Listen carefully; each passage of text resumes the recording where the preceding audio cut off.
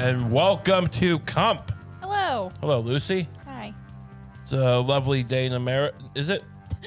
Never. No. It's not great. I mean, it's a day. It's a day. It's a day in Look, what do you want? This is not the land of milk and honey. That's Israel? Israel. I guess. I don't know. We were listening to a broadcaster, and he was going through this doesn't happen in Europe. This doesn't happen in Australia. Right. This doesn't happen Japan. this doesn't happen in Israel. And it's like, Well, all right. Yeah. I guess if you don't count like your baby getting bombed. Well, Yeah. the first minute. Going straight to the no, look, things happen in Israel. It's not uneventful in Israel. It's not the same things. Yeah. But they have different issues. They have their own picadillos. Different problems. Different folks for different bicycle spokes. Change it up. So what happened? Something out of school? I don't want to talk. I mean, here's the thing. Another tragedy. It's look, it's just America. Yeah. You can't have anything nice. You can. I mean, look, you can, but it's gonna be rough. What are you gonna do? What are you gonna do? I mean, I don't know what like people want gun control. They don't want gun control. I don't know. I think there might be some room for people. No, we need to fight the tyrants. And look, I've been in that mindset before. We're like, look, it's good to have a check on tyranny, but the problem is maybe the problem you run into with the Second Amendment, and I like the idea of it too. But like the problem you run into is that a lot of the time the armed citizenry just agrees with the fascists. Like it's not like maybe they would fight back. Yeah, I think they have at some points in history, but like we'll give you you want Vegas? We'll give you Vegas. Right.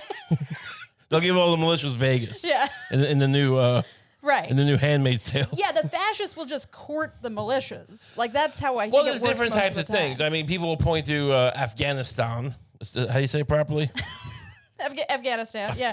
Well, that's how I maybe always some say people say stuff. I always hear like Brian Callen saying it like in a certain way, but and I never liked it. But but he might have been right about that. But it seemed pretentious. Yeah. But anyway, but yeah, you fight. Well, they fought the America. How are you gonna fight stealth bombers? And it's like Ukraine's doing it with the guns that we give them. Yeah, right. I mean, look, if the American government, if the tyrannical American government sends the militias, like, Stinger missiles and bazookas and like heavy artillery, we might be able to beat them.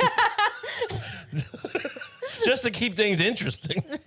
Look, if the CIA helps us instead of mind controlling our children for all sorts of activities, then maybe we can fight. I don't know. It's possible. It's not that I don't want to discuss it, but it's just it's such a third rail issue now that it's not. We need to find something alternative. We can't just keep saying gun control because it's like telling that your uncle who's just like got a goiter, which is actually a tumor, but he calls it a goiter, that you should go to the doctor. He's like, I don't like doctors because one time they gave him a needle full of, for mumps and didn't like it. Yeah. And now he hates doctors. Or maybe a doctor lost them. I don't know. But, it happens all the time. When I used to work in the morgue, there was just stubborn people out there who don't like doctors. Yeah. Remember one time the report was, he told his wife if he was still alive on Monday, he'll go to the doctor. And he wasn't. So, it's what it is. I mean, and there are some just like genuinely bad arguments on the gun control side. Where it might not work. It might not work. Like there's like I like one thing that annoys me is when people are like, well, that amendment was written hundreds of years ago, and it's like, yeah, but that's kind of how constitutions work a lot of the time. Like, it's like you can't just take it out because it can't just be that, right? No. And look, at the end of the day, I mean, look, if we somehow, I'm a strange, amorphous figure in the realm of American politics. No knows what I am. I'm in the undesirable is what I am. Right. But my point is, but it would be interesting if there was momentum and they banned at least certain guns and nothing happened. Which is it's possible. There's a lot of reasons for these things. Right. And it would just be, would that be the epitome of egg on face?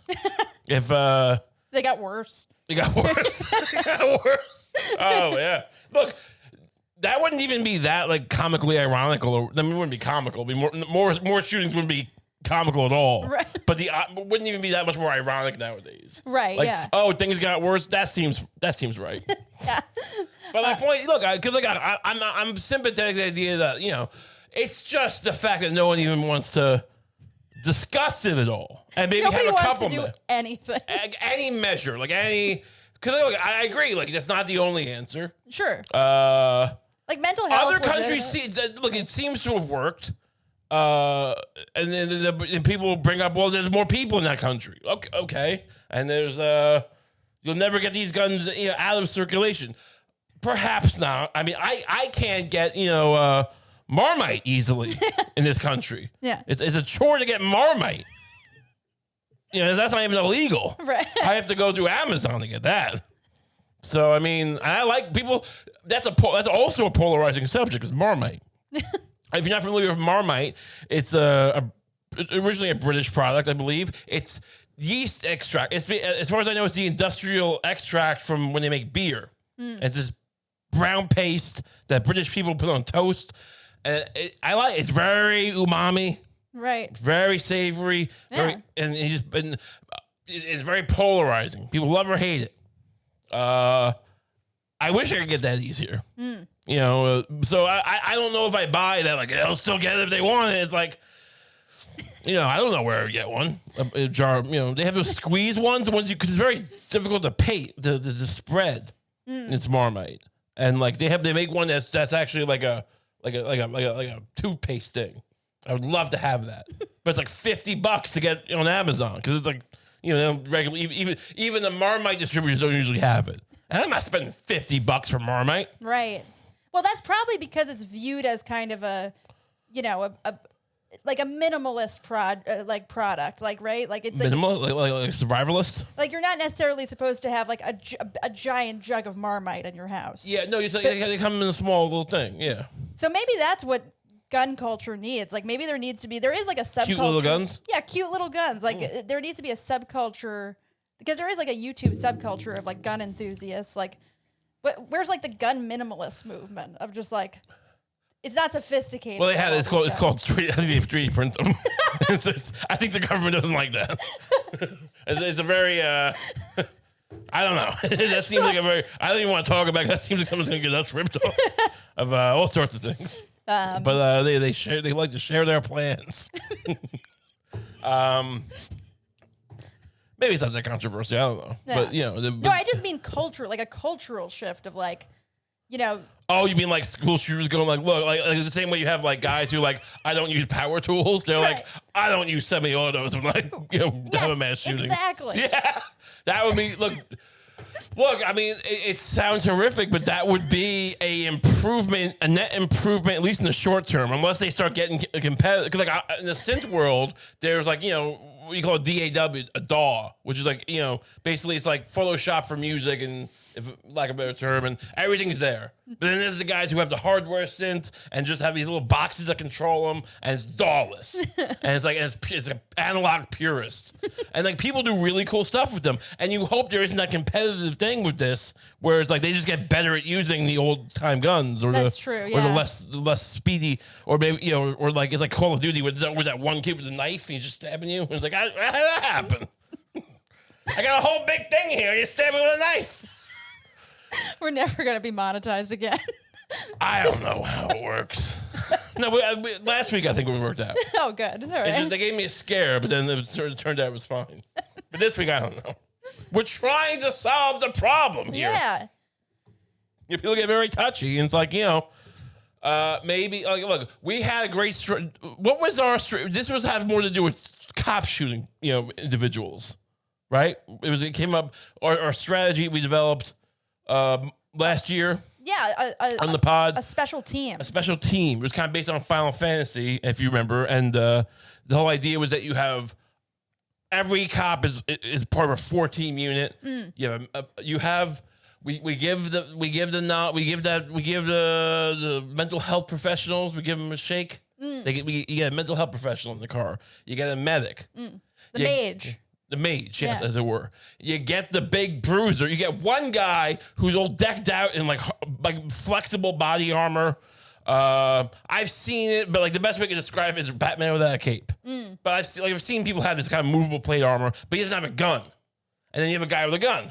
Because the problem is you can't I can't get into a scuffle because the guy get my gun. Then he shoots people with it. Then where are we now?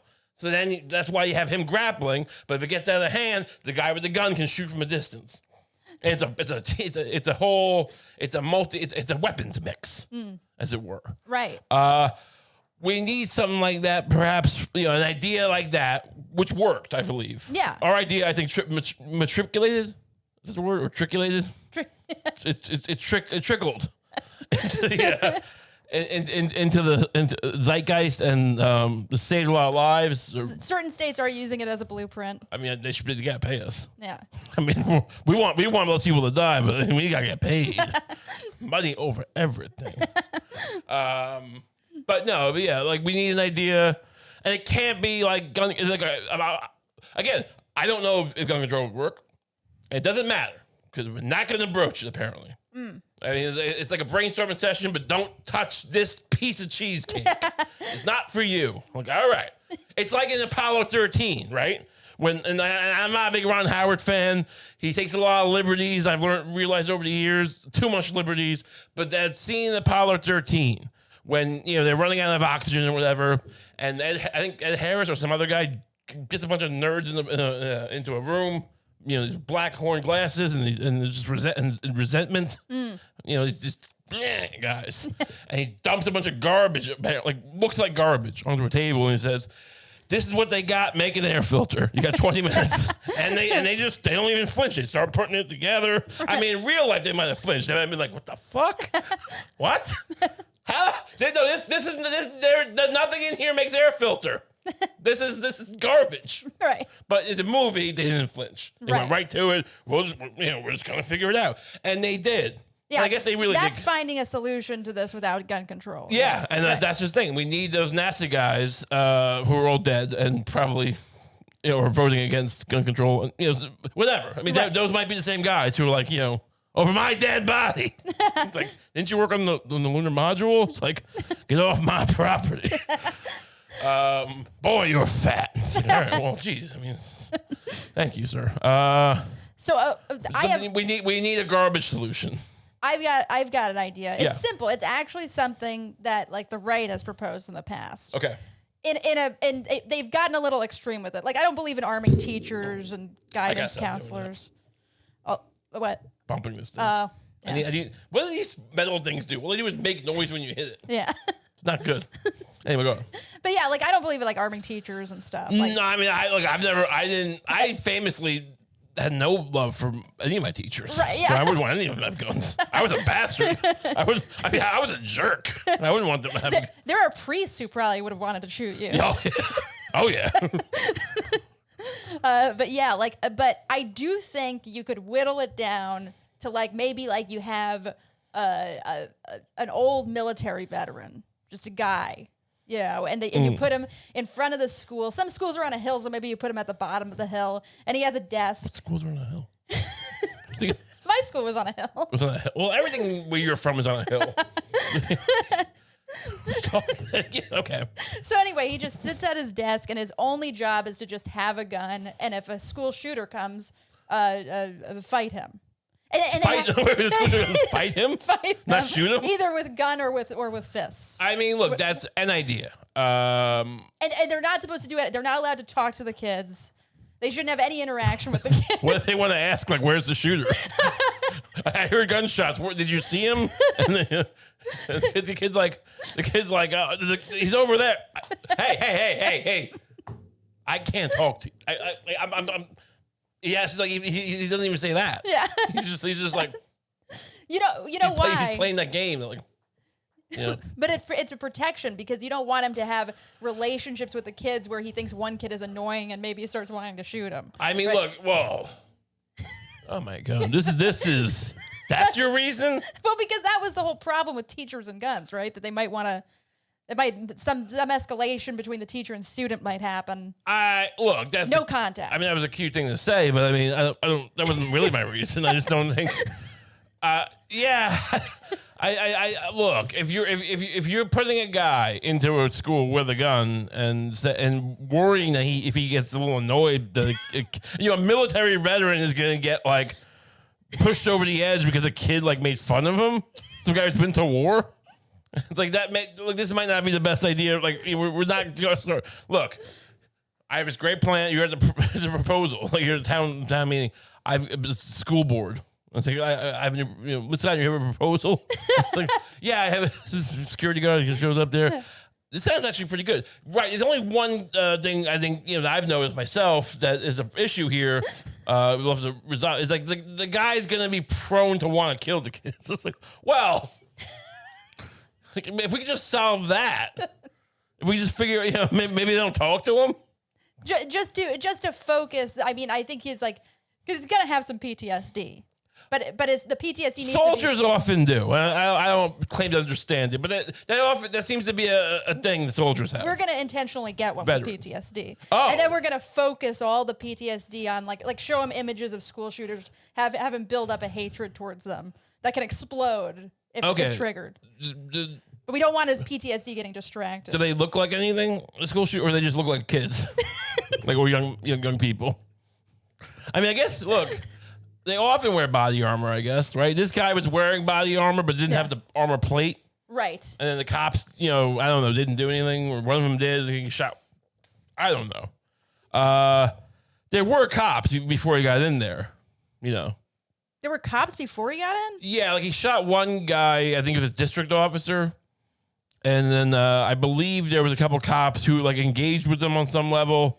And then he like shot at them and they just ran away. Or hid behind their cars. And then he walked in and did what he did. And people are very mad at the cops online. And, it seems like it's not. Look, that would have been a great PR move for cops. Like, should we blame? Should we look? It's a scary situation. You could say it's their job. It's self-preservation. Can you blame them? Perhaps not. But that would have been a great PR move, wouldn't it? Yeah. If they bagged one. We got one. If they just got one. You need us. Come on. It's like when a bad husband takes out the garbage. Look what I did. Yeah, I'm a louse and I steal your money and I gamble it. But you come home and he's made like he's gotten a pizza, but he's put the plates out and he's fed the kids. Right. Look at that. It's like Lester. It's like I feel like Lester. Well, I don't think Lester Diamond from Casino ever did that. But I mean, it'd be like a guy like that. And he's like, look, I got pizza. It's like, this is nice. I'll give you a foot rub later. And that keeps the marriage going for another 6 months. Right. He's just getting by. That's what the cops could have used to win. They ran away. Whatever happened to calling for backup or whatever? Like, I mean, they did. But, did they just run? Well, I think they went behind their car. I don't know for sure. I've read different accounts. Yeah. I think they went behind the car. Look, the guy had, a big rifle and he's shooting. I mean, what do you want? I mean, I don't know. They do you want to give the cops a grenade? That's what I thought. Like, it'd be great if he had a grenade right now. Just throw it at the guy. I mean, towards the school, I guess, because that's where he was heading. So it's fraught. And then you're gonna be second guessing them. Let's be fair. I'm not saying they don't deserve second guessing, but if they had a grenade in that moment and they threw it, and then they accidentally didn't hit that guy, right, and hit someone else, you'd be second guessing them. That's true. So it's like but maybe they get a grenade. The cops give the cop. How crazy would it be if we solved this by just giving each cop a grenade? I know it seems counterintuitive, but it's the kind of thing where it's like, I used to watch this guy, I think it's Gary Trudeau or something. I don't know. It wasn't Justin Trudeau. It was this guy, but it was like, Natural Cures or something, some scammer, some alleged scammer. But he would be like, people tell you you get acid reflux, you drink less acid, you put more acid, you put vinegar in, and it counteracts it, and you wouldn't think that would be the case. And I think he went to jail. But the point is that maybe a grenade, even though it seems inflammatory, then you could throw it without being scared. Yeah, maybe the grenade like could only be used like in a school shooter scenario. Okay. Like it's like this is your school shooter grenade. Okay, that's fair. You get one. You only use it outside, maybe. I don't trust him on the inside, but if you see a guy walking, you can throw. Because there aren't a lot of these guys like ex-college athletes or ex high school like football guys, right? Like maybe they can throw. Like, maybe they're bad at shooting, some of them, but maybe they can throw it. They can throw a grenade. Yeah. And not hit kids or teachers, hopefully. Should we? I mean, should kids just have body armor? It's starting to look that way. I mean, they have like bulletproof backpacks, right? Some schools do, I think. Well, I don't think it's a school thing. I think it's a parent thing. Oh, right. The schools have the drills. Right, David. Which apparently are not working. Well, I mean, we don't know how many would have. Maybe it was effective on some level. Maybe it would have been a lot more. Apparently, he was in there for an hour. Nah. And so maybe a lot more kids. Maybe he was like trying all the doors, and then they locked themselves in the doors. And that's true. We don't. Let's not say that. Maybe that might have helped. We just don't know. We don't mostly because we don't research. I just mean they're not 100%. Well, I don't think their drills are about disarming anybody. Yeah. It's more about just kind of. Like I was out of school by the time those drills started. I was like, but all this is. I'm just saying. You add a little bit of gunplay. Yeah. To those drills. Suddenly you have an army of 6-year-olds. Can we get like an air marshal kind of thing, but with certain kids? Like maybe the class president or like the valedictorian or whoever's ahead in the valedictorian race. Those kids get the class president gets to be armed. Yeah. Because those guys don't tend to be or girls don't tend to be the ones doing this, right? Right. Yeah, that's true. I mean, I'm not saying arm the popular kids, but like maybe like but maybe the valedictorian and the salutatorian are kind of get that responsibility. Yeah, the do-gooders. Yeah, because they take all the crap seriously anyway. Yeah. Maybe that's the thing. Maybe we should start trusting the most education academically capable amongst our students. Yeah, and they could be. And it's like they seem to be able to handle pressure up until the point where a lot of times like kids at MIT or whatever yeah they handle the pressure to a point. Yeah, and they're overachievers. So if you just tell them like, well, you don't want if you drop a school shooter, that's worth like a ton of extra credit. Oh, that's instant college admission. Yeah, that's MIT. Look, no, we'll you go to MIT. Yeah, no, if I don't want to incentivize anyone to because you can imagine the kind of outlier situation where the kid who was borderline, valedictorian of a not great school. So it wasn't that impressive. And he was not a shoo-in for MIT at all. Kind of gets his, friend who's really kind of a not academic kid. And they, you know what I mean? Right. And they agree to but then, and he shoots. I mean, I'm trying to get, I'm not trying to give anyone an idea, but I mean, in this perverse system that we're building, right. We don't want to incentivize anyone to create a situation where they, you know what I'm saying? Right. Where it's a false shooter. Yeah. And he just shoots him. He shoots his friend. I don't know. Literally all our suggestions are just going to lead to so many more people getting shot. I think that's an outlier. My PTSD security guard just joins the school shooter. No, kid, look. You got to line both the sights up. Here's the problem. You're aiming with your eye. You have to aim. You're practicing when you're aiming down the sights, but you got the reflex shoot. He's chasing all this anyway. I don't know. This is bizarre. Straight A students are just dropping each other for a chance to get into MIT. Oh, the competitive. That's battle royale. Well, it's not everyone though. It's not everyone who has that. Look, that's an interesting point. I was thinking the valedictorian and salutatorian. And that would be kind of whoever's ahead in that race. But then you're switching guns all the time. It's some guy gets an A on the test and either give me the gun, my gun, I get the gun now. Your GPA goes up. Maybe it's if you have a certain GPA, you get to have a gun. It can't. But look, I mean, I would never have been part of this. So I'm not. It's not me. enfranchising myself. Right. My past, I would have been the guy without the gun. They're like, oh, fuck. Just saying. I mean, it's going to build a lot of resentment amongst people who aren't great at math. Yeah. Oh, for sure. So I don't know how that bubbles over into, other things. Yeah.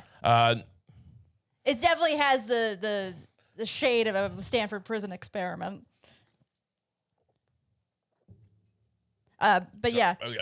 What about? No, explain that. Explain the. The Dr. Pepper went down, almost the wrong pipe. Sorry. Sorry. The one where they made some people guards and some people prisoners, and like gave the guards all this control over the prisoners. Oh, I was thinking the other one where they were like, give this man the electrical dial. Oh yeah. Right, and then he's like, this man's hurt, and it's like, just keep hitting it. Yeah. But yeah, should we have? The problem a lot of people have with metal detectors is that they're kind of demoralizing to the school population. Is that really a look? Should we have maybe like a kind of fun metal detectors, like themed metal? Sure, make a Pokemon thing. Sure, yeah, Pokemon. Because I feel like you get a Pikachu. Yeah, I feel like that's the kind of thing where it's like. When the British government after World War I, they suspended the gold standard, the pound sterling standard, or whatever, during World War I, which in massive wars is typically what happened, and then it caused a lot of problems later on. But they wanted to get back on the gold standard because it was prestigious, but they didn't want to be like a lot of countries don't want to devalue their currency because it's a lack of. It means other reasons, but a prestige thing, right? But at a certain point, you got to pay the price. It's like not wanting to. Your family was rich, but now you don't want to sell the boat, but you gotta sell the boat, right? You're not flush anymore, and it's like, it's demoralizing. We have metal detectors. It's like, yeah, well, that's where we're at. Right. I mean, I don't know if it's gonna help though. I guess it helped. I guess there's some shooting group people sneak them in. Yeah, and it's like the thing is with metal detectors, I feel like they're usually used to check with students. Right. But if some, 18, random 18. You're going through the metal detector, it's like, hey, I'm the valedictorian. Yeah. I get to have this. And the security guard's like, what? No, you know how these things work. No one tells all these perks your teachers tell you have, and then they're not real. Like everything else your teachers teach you is crap. And it's like, he's like, no one told me about this. No, I can have one. I got an A on the math test. I don't have to have this fucking six hour or whatever. I don't know. So I mean, will that work? Do we fix it? I think so. I hope so. I really do. That's the closest anyone's come yet. Because this is really tragic. We're not making light. No, I mean, look, it's so fucked up. Everyone else is out there just going like, "But you got banned," and like, look, we're the only ones I feel like who are like, but what else can we do? We got to at least, I feel like the first step is really just to practice the expectation that maybe you should have some solution, right? It's like, just practice. We've gotten out of that habit. Yeah. Where it's just like, it's like the moment it happens, it was just like, we're not going to do anything about it. Right. And it's terrible. And then the government's like, oh, cool. They get it now. I mean... Maybe or lasers somehow going to help? Can we get a laser? Oh yeah, I mean we protect precious jewels and stuff with lasers, right? Does every kid get a laser shield? How far? Where's Musk on this? The hallway. Where is Elon Musk on the laser shield? Sure. So. Anything else you wanted to, before we move on from this awful topic? I don't think so. So, we've been playing basketball a lot lately. We have. We've been hooping. We've been hooping. You bought a basketball, and we go to a park, and we play basketball. And a few times a day. And we'll play horse, and we'll play, we'll do a little one-on-one where I'm like, boxing you out towards the paint. And we're getting better, it's like whatever. We're getting active. We're getting out in the world. We're living our lives for now. And yeah, it's been fun. Now we had look, we try to time it because we work from home, so we're able to kind of take our breaks and kind of our will. But the schools also and the kids of the neighborhood also utilize this basketball court, so we have to kind of find these windows of time. And overall, it's been good. But there was some situations where and look, we're not trying to keep hoopers off the court. No, young hoopers. We see a bunch of some kids who need to hoop. We wrap our game. We're just fussing around for the most part. Yeah. We're not trying to stop anyone from becoming the next John Morant. Yeah. But yeah, we were playing. What was it, last week, and there was a bunch of kids. Ranging of ages, right? Anywhere from between 12 and 40. I don't know. No, 12 and there's usually 12 and 17 probably. There's usually an age range of 12 to 17, and then there will be one random old man sitting on a bench just kind of watching it, but also, thinking about how he's the coach. Everyone he loves is dead. Well, jeez. It's that seems to be usually the pattern. I mean, wow, yeah, no, you're right. I'm just thinking that's that'd be me one day. Anyway, you're not gonna be the hack enough to go to a park. No, I'll be at a Chinese buffet. Yeah, just eating imitation crab legs, right? Or crab sticks. Anyway, that sounds good. This kind of thing when you eat one is it's fried, it's pretty tasty, then. They start getting gross. Yeah.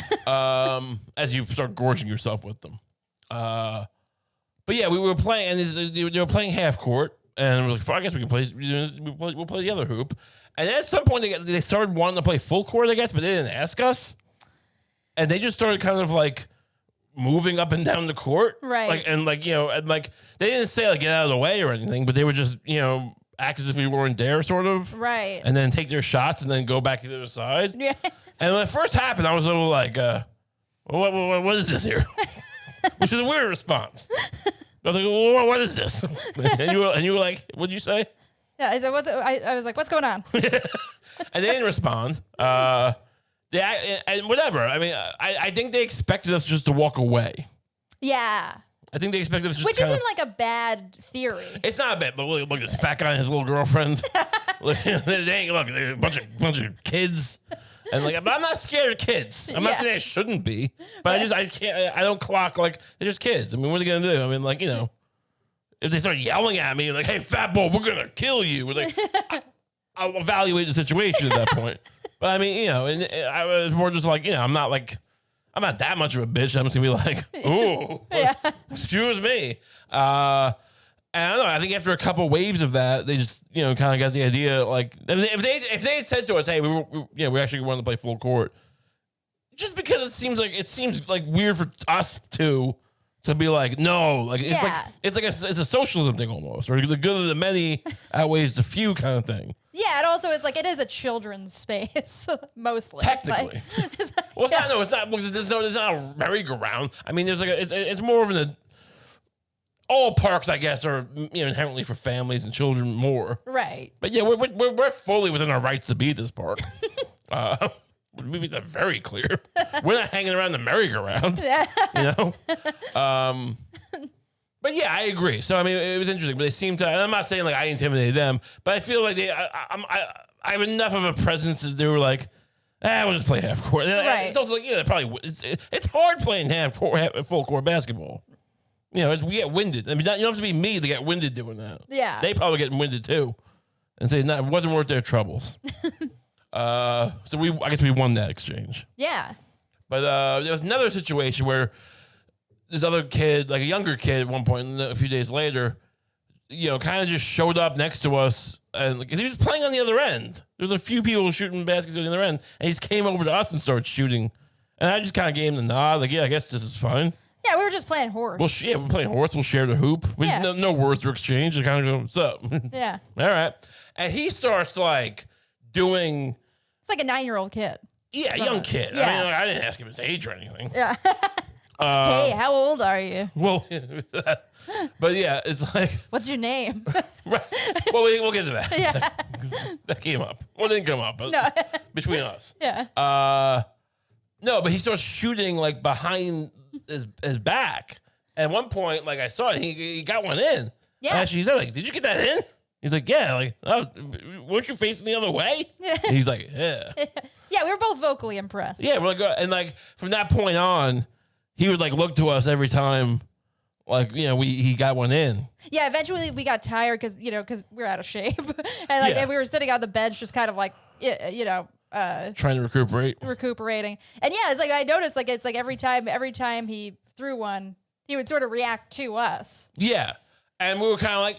Yeah, I gave him the nod. Like I wouldn't be like applauding every time, but if he hit from that point after he hit that one, if he and he wouldn't get him in regularly. But if he hit the rim looking the other way, I'd be like, damn. Yeah, you give him a little nod. Yeah. And he seems to crave. You if you say anything to a kid, you're nice to a kid once, they just fucking want more attention. Yeah. And so they were like, hey, we'll get out of here. So I said to him like, have a good one, kid. Yeah. And we started walking, and I asked you like, is that like bad that I said that? Like, should I have like, just called him kid? I mean, it felt a little weird. Like, it's like no, like he is a kid. Like it's fine. Right? No, but like, I feel like it's kind of something to call someone like, hey, kid. I don't know. But then I realized what was I gonna do? Ask him his fucking name? Right. Like, hey, kid, you're pretty good. What's your name? Like literally, like just like 6 fathers would have just pounced on you immediately. Yeah. I mean, how old are you? You're really good at basketball. It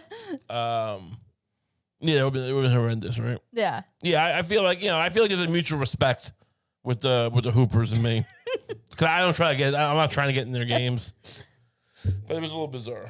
What else is going on?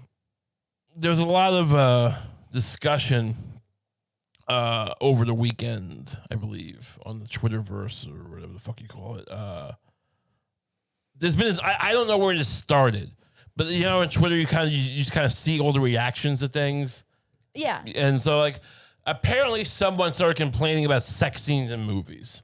Really? About the like how they just are on TV shows where they drag down the plot. Or like look it up.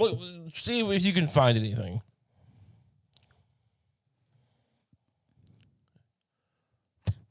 Well, this isn't what I wanted. What do you get, Mr. Skin? Yeah. No, like discourse maybe, or I don't know. But like it got me thinking. Like, where do you stand up? Because I do feel like it's overdone. I feel like Game of Thrones has too many sex scenes, probably. I don't really understand that much why you need them anymore. I'm not saying you shouldn't have them, but like these people who like, but if it's gonna be gratuitous, like I can just go watch porn. Yeah, like they're not. And anyone can. Like, I mean, I don't think that's really much like but certain people. Everyone's got a phone. Kids have phones. If they want. I'm not saying they should be watching it, but if that's your argument, like But yeah, they're not titillating enough for the desensitized, porn addicted population. Yes, it is an interesting thing. Like, where do you fall? You find something? Okay, so this is one contribution from Pop Detective. He said, sex scene discourse is back again and once again missing the point. The question isn't should sex be portrayed, parentheses, yes.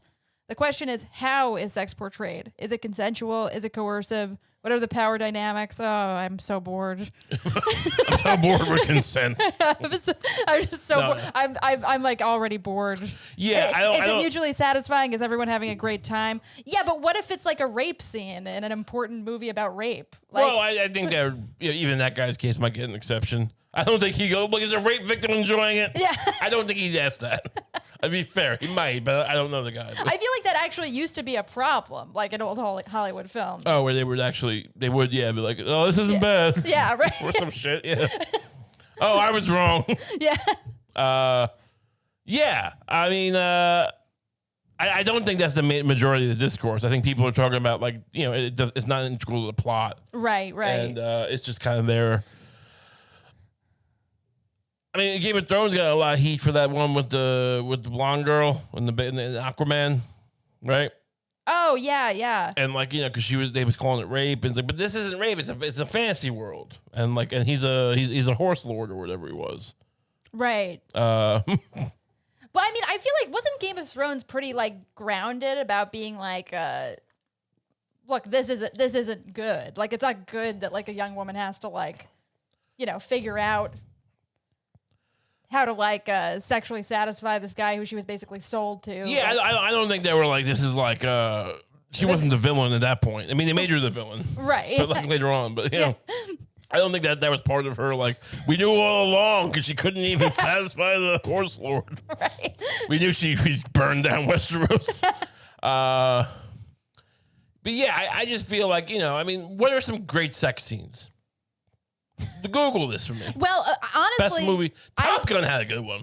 I was going to say, you introduced me to Top Gun recently. I'd never seen it. I opened you up. Yeah. the world of Top Gun. I genuinely enjoyed the sex scene in Top Gun. Yeah. It was funny. It was funny. It was fun to watch. Yeah. Had a lot of blue.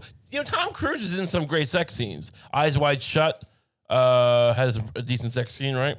Oh, yeah. Days of Thunder, which you refused to watch with me. Where he's a stock car driver. Did a scene with him and Nicole Kidman where after, you know, post-coitus, he's got a little Matchbox car, I think, or something, and he's like going up her leg towards the pussy.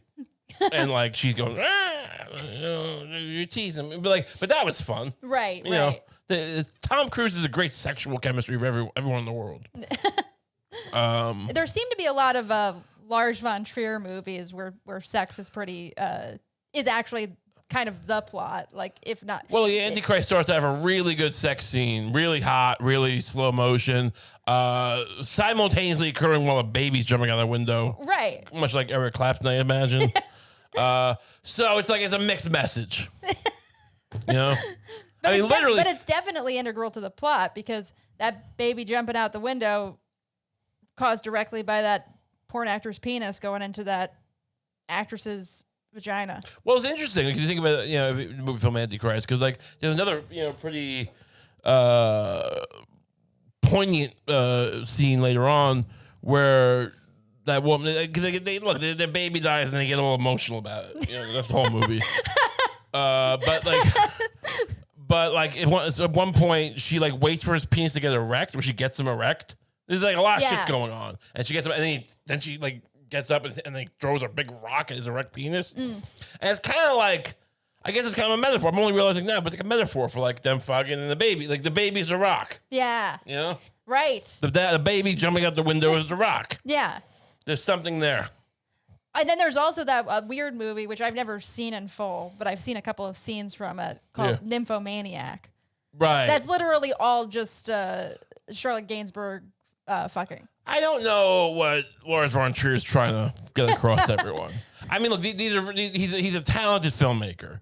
And you could go, well, it's deep, and I'm sorry it's not a Marvel movie. I'm sorry it's not Iron Man 4. And it's like, fair enough. It's dense. But when you break it down, what do most of these movies have to say? Not much. I mean, like, honestly, one of the most, I feel like Apocalypse Now is one of the few movies where it was like, you know, there was something like subtextual about it, or not even subtextual, but like where the thing and the thing being debated is an interesting idea. Like, you know, is it actually more merciful to be more brutal, and you know, in the short term, right? Like these are interesting philosophical ideas. I feel in Apocalypse Now, but that's kind of rare. Most movies that have subtext is more just like, look at him, he's like Christ on the cross. Like in Graduate, I remember having a teacher in school in some film studies class, and it's like. And like, you know, Dustin Hoffman's that scene where he's banging on the thing, like, like, don't marry her, I love her. And you're like, look at him, like Christ on the cross.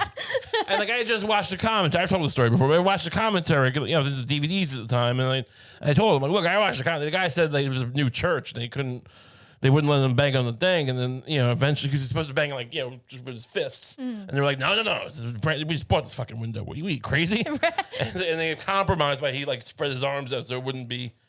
And he's like, it doesn't matter. It's what's on the film. Right. It's like, all right, so what are we doing here? Yeah. You know, it's like, but the point, it was a formative thing for me, realizing all professors and teachers are jerk offs. But yeah, are there any sex scenes you can think of? Like, what are some other great sex scenes? Do you have a list? Great sex scenes.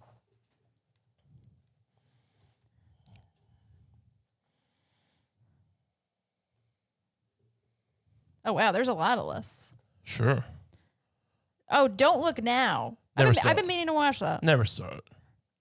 Persona. These are all... Brokeback Mountain. All right, that's iconic enough. But I'm saying, like, what? Persona? I mean, everyone likes Ingmar Bergman, but, like, what's that one? This is something called In the Realm of the Senses. Get me a real list, like, that has, like, Porky's on it or something.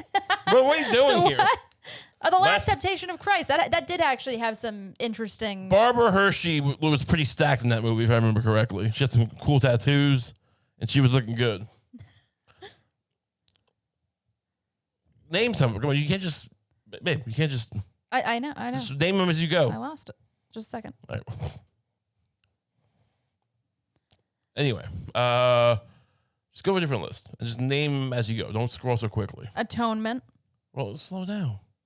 What is Atonement? I don't know. But they're telling you. This is why I don't want to say all of them. But there's a blurb under, isn't there? Atonement is a film about war, love, class differences, and regret, but mostly it's a film about two people who are incandescently horny for each other. This doesn't seem fun. What else we got? 2 Days in the Valley. Never heard of it. I've never heard of any of these so far. Scroll down. Yeah, well, but this is why I was scrolling. They're the middle ground here, is all I'm saying. Oh, 50 Shades of Grey. Oh, that wasn't real. Maybe because I've actually watched porn, but that felt fake. It was definitely fake. No, sure, but it didn't feel like. It didn't feel like there was actually. I like Secretary. Oh, Secretary. That was a good one. When he's like, eat one pea. Yeah. At the dinner table. And you can have as many potatoes as you want. Oh, he gave her that? Yeah. I forgot about that. That was nice of him. So, anyway. Wild Things. Wild Things. That's top notch. I mean, people, I guess it's problematic because it's about two students who what do you call it? Sexually frame their teacher. Yeah. So it's not really a paradigm or what's the word? An accurate portrayal of a typical dynamic. Anything. Yeah. Like the typical anything that happens. Right. But that was a great sex scene. Oh, yeah. No, that sex scene is really fun. I like Matt Dillon. She's hot. I forget her name. But yeah, so, I mean, look, I think what we're finding here is they don't seem that necessary. There aren't that many great ones. Midnight Cowboy didn't have a great sex scene, did it? No, I don't think so. I love that movie. I mean, what if John Voight and I think they did have, there's a rape scene, but not a sex scene. Oh, really? In the beginning, wait. Oh, right, yeah. They held him down, right? Joe Buck. Let's move on. Brokeback Mountain. Brokeback Mountain is on all of these lists, I guess. Is there really a good sex scene in that, or that's just they kind of allude to it? I think they do kind of. Are of. They humping? Is there a hump scene? They do kind of show some humping. Oh, nice. I don't think I've ever watched it all the way through. I want to see that now. Jake Gyllenhaal. Just two rough cowboys. I mean, I don't think they were that rough. And neither one of them really stack up. Heath Ledger was good as the Joker, but I don't think most actual cowboys would call them rough cowboys. No, they wouldn't. Jake with his beautiful eyes. All right, we can stop this. Stop scrolling. What? I'm sorry. Am I controlling? What? No, it's okay. Okay. So Seth Green, from him from Buffy, right? Yes. He created a show. Look up Seth Green monkey. What's the headline read? Seth Green's monkey NFT was stolen. Right. And now he can't make his TV show. The Bored Ape. It was the Bored Apes. So Seth Green bought these. Look, we haven't talked much about it, but the NFT market seems to have crashed a bit. Yeah. It's not thriving as much as it was. And these Bored Apes, I mean, I think they're still selling for a lot of money, but half of what they were. And I don't know if it's directly related to the crash, but Seth Green, who's known as the son from Austin Powers, Dr. Evil's son, that guy. Right. He bought some NFTs and decided, because he owns the rights to the character of this Bored Ape, that he was going to make a sitcom or whatever, a show. They pitched. I think they proved it. I'm not sure where. And it was going to be, it's this weird, Who Framed Roger Rabbit animated thing where the Bored Ape is the character. He plays the bartender. And someone, he fell victim to a phishing scam. and someone stole these NFTs from him. Oh, wow. Therefore, stealing the rights to the character, and now he can't make. They've already shot the pilot, I think, and he can't make this thing anymore. And he's like trying. He knows who owns it now because of the digital blockchain, I guess, and he's trying to get that guy to like sell it to him, I guess, or give it to him, and he's not complying yet. And he's very upset, and I couldn't be happier because this is the most jerk-off thing I've ever heard in my fucking life. Right. Seth Green can go fuck himself. This is the dumbest shit I've heard. You bought a character, these apes. Look, you want to buy the Bored Ape, that's fine. I never envisioned that anyone would like, I'll take these NFTs that I buy and just draw an ape. Draw a different ape, you fucking idiot. You're just trying to be like all whimsical in the blockchain. You're trying to have some cool gimmick. Oh, I'm part of the zeitgeist. You're an old man who someone asked for your password and you gave it to them. Someone told you they were with the FBI and they asked your social security number. What kind of phishing scam did you fall for, you old middle-aged idiot trying to be all fucking cool with your NFTs? You haven't been relevant since the 90s, and this is why you got scammed. Stupid Seth Green. I couldn't be happier. I watched the trailer. It's really dumb looking. Oh, the trailer's out? Yeah, I mean, I can see if I can find it. Yeah, I know. I've hated Seth Green weirdly personally for a while, and it's just because one time a person I used to be friends with on Facebook shared like a black and white meme of just Seth Green like head on his fingers like this. Yeah. And it was a Seth Green quote about how, he doesn't believe in God, but he can still be a spiritual person. And I remember was he hanging out with James Franco and Jared Leto? I just remember just hating his guts from that on. What a fucking scumbag. I mean, that's just the most cynical thing I've ever heard of. This guy, he makes that robot chicken shit, right? Oh, right, yeah. Fucking, why don't you make some of his claymation, you dumb fuck? What's he gonna do? Not hire me for robot chicken? Go fuck yourself. So sick of this asshole. Oh God, I don't believe in God, but I will. Here, have a drink. That's Seth Green. Anyway, Laura Dern's also been in the news for different reasons because they have a new Jurassic Park coming out. This is a movie episode. This is the shooting and movie episode. Yeah. We're all about Shooting themes. movies. We're all about themes. Action. Remember that? Wasn't there an old show called Dinner in a Movie? Yeah, that was wasn't that Dinner in a Movie? Wait, was that? What's Dinner in a Movie? It was a thing you would do. What's Dinner in a Movie? I feel like there was a show though, or something. You're thinking of Dinner for Five? Oh yeah. Dinner in a Movie was American cooking and entertainment television program. We're shooting in a movie. Who was it? Presented by Claude Mann.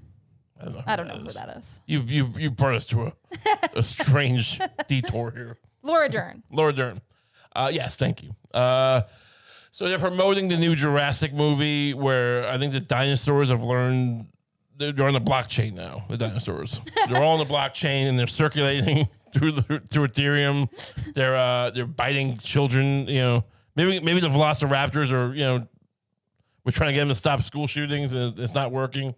But they were interviewing Laura Dern, and I guess it came up that, how odd it was when she looks back that, she was 23, and I guess Sam Neill was in his 40s when they made that movie. And then they were supposed to be together. She had a quote. Yeah, read me the quote. It felt completely appropriate to fall in love with Sam Neill. And it was only now when we returned in a moment of cultural awareness about the patriarchy that I was like, wow, we're not the same age? ? Look, I gotta say, I'm not. I mean, that guy, Sam Neill's character, right? Alan Grant, is a guy who is so revered that this scientist who invented dinosaurs. Right. Right? He actually made dinosaurs, flew to him. Right? Honestly, the plot of Jurassic Park is that this guy invents dinosaurs, literally clones them, has a park full of them. And but the investors are a little worried. And so can we get an expert here to like placate our fears maybe?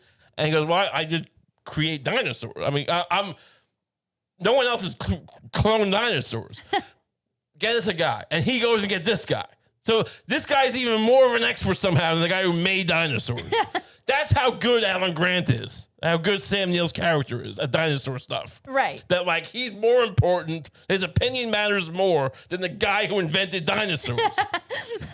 And yet, we're supposed to act like that's some fucking grad student who's also into like dinosaur adjacent stuff. I think she's a botanist, but a paleobotanist. Right. That she like, oh, he had to work that hard to like, like forget her to be interested in him. That's a good point. Yeah. He's the greatest dinosaur man in the world. Right. The guy who invented dinosaurs needs to get his approval. Right. And he can't pull like 20. Yeah. It's really not the same crime. How is he a predator? I mean, like, I get if he like got her drunk, but she seemed to be on his dig, like like doing work. Right.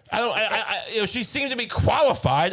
It's not like she's some ditz who he's like, hey, if you suck me off, I'll bring you on the dinosaur trip. Well, it's definitely not as like a, much of like a sin as like, just cinematically, like a sin as like some of the random matchups of just like, here is a guy who's playing a loser, right? And this hot woman 20 years younger than him is into him, yeah, right. Like that's the cliche, like that's the one that like people call out. This one, it just isn't as strong because they're frolicking together with dinosaurs. This is like if a man can give you that, it doesn't matter. According to the movie, I'm not saying this is real life, but according to the movie, this is like I feel like the equivalent is like she's a pretty decent cellist in like the London Philharmonic.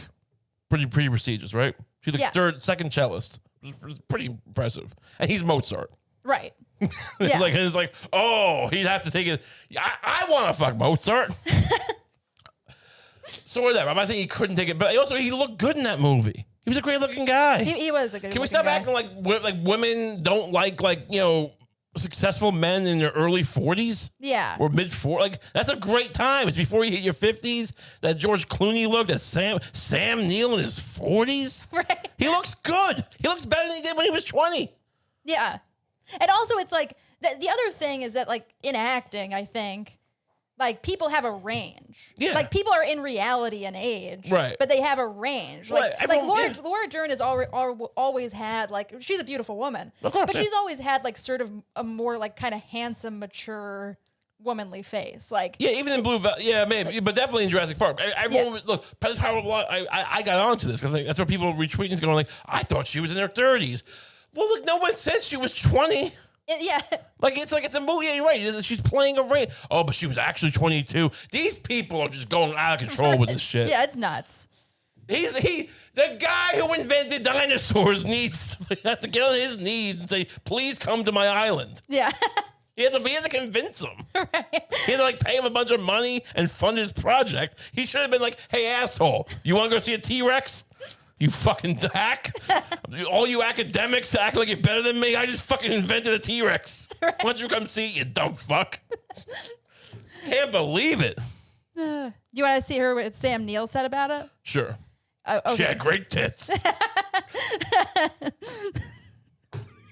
I pressured her into having sex with me, and I don't regret it. Oh, my character pressured. I knew it's part of my method acting. I knew I'd taken advantage of her, and I loved it. That's what motivated my scenes. Okay, so Sam Neill said, "I am 20 years older than Laura." Actually, there's an exclamation point. So he said, "I am 20 years older than Laura." Which at the time was a completely appropriate age difference for a leading man and lady. It never occurred to me until I opened a magazine and there was an article called "Old Geezers and Gals." People like Harris. That's mean.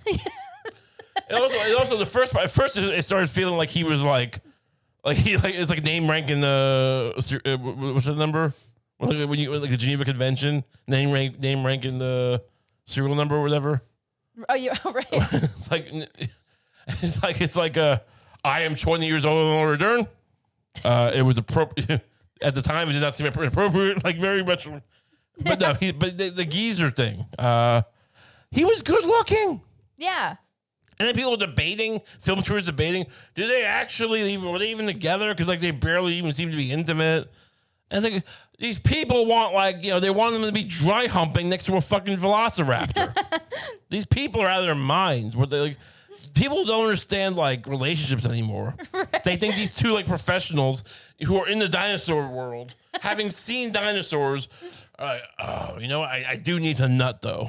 Can we just fucking jerk? No. He's supposed to be like, is he supposed to be like, jerk me off a little bit? Yeah, just jerk me off. Yeah, while they're stuck in the tree or whatever. Right. Oh, well, that was the kid. Oh, never mind. Yeah.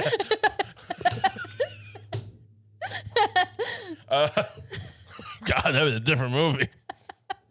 Anyway, so I don't, this whole there's a certain strange thing going on. They've gone to the battles they pick always seem to be the dumb ones. Yeah, it's just like, how about we start with don't like rape people. Right. Yeah. We stop that. And stop getting between like young actresses and their money. Yeah, that was a big role for Laura Dern. Oh, she made a ton of money. What do you think? She bought her house off Blue Velvet? Yeah. I mean, I love Blue Velvet, but right. Jeffrey nothing. So anyway, it's been fun. You got anything you want to plug? I don't think so. Bring up, talk about. Hearts go out to Thoughts and Prayers. Whatever the better version of Thoughts and Prayers is. I mean, It's terrible. It's a hopeless situation, and we'll just take solace in the fact that it's not going to get better. Probably. It's sad. Look, at a certain point, it's just like you don't get numb to it, and it's like, no, whatever. It's like, don't get numb to the fact that we keep hitting you. It's like, all right. People do like to shit on the Thoughts and Prayers stuff, and I think for good reason. But like, is what we're doing really better? I think it is. But that's of course, I think it is. It's hopeless. Hey, but that's a great point. If you don't like this, then shut up about the Thoughts and Prayers. Because it's one or the other. Yeah. There's absolutely no middle ground. Thanks so much for tuning in. If you want to check out more Kump, we have the Patreon, patreon.com/ratekump. You get an extra episode every week for $5 a month. And so, if you want to do that, we'll see you in a couple of days on that. And otherwise, we'll see you next week. Have a great week.